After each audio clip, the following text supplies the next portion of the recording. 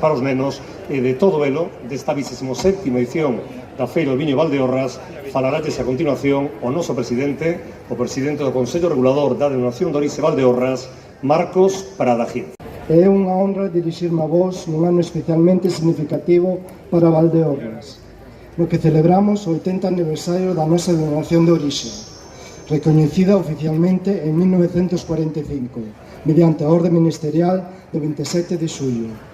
Este fito sitúanos entre os territorios vitivinícolas máis históricos de España e reforza o papel de Valdeorras como referente de continuidade, rigor, identidade e excelencia. Mais a historia de Valdeorras como terra de viño non comeza en 1945, comeza moito antes, nun tempo no que o viño xa formaba parte da nosa paisaxe, da nosa cultura e da nosa maneira de entender o territorio. No século IV despois de Cristo, a análise dunha semente de uva atopada no yacemento do Castelo en Valencia do Sil, en Villamartín, confirma xa a presencia do cultivo da vide para a elaboración do viño nesta terra. Durante o Imperio Romano, os lagares de Larouco e a lápida da Rúa Bella testemunhan a existencia dun territorio plenamente vinculado ao viño, no que mesmo aparece a figura de Lucio Pompeyo Reburro, pretoriano que se converteu en labrador e que cultivaba cereal, criaba gando e plantaba as primeiras cepas nas riberas do Sil de Valdeorras. Posteriormente, no ano 940, aparece o primeiro documento escrito que acredita a existencia de viñas e produción de viño na comarca.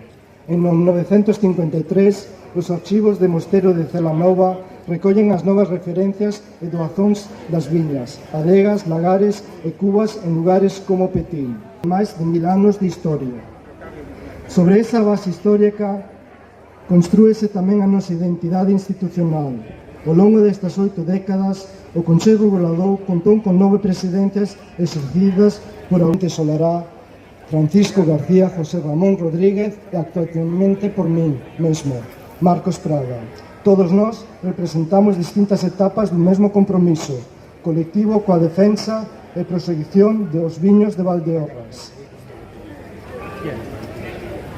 50 anos deu comezo o Plan Revival, un proxecto decisivo para a recuperación de variedades autóctonas, a través dun viveiro experimental que marcou un punto de inflexión no futuro da comarca.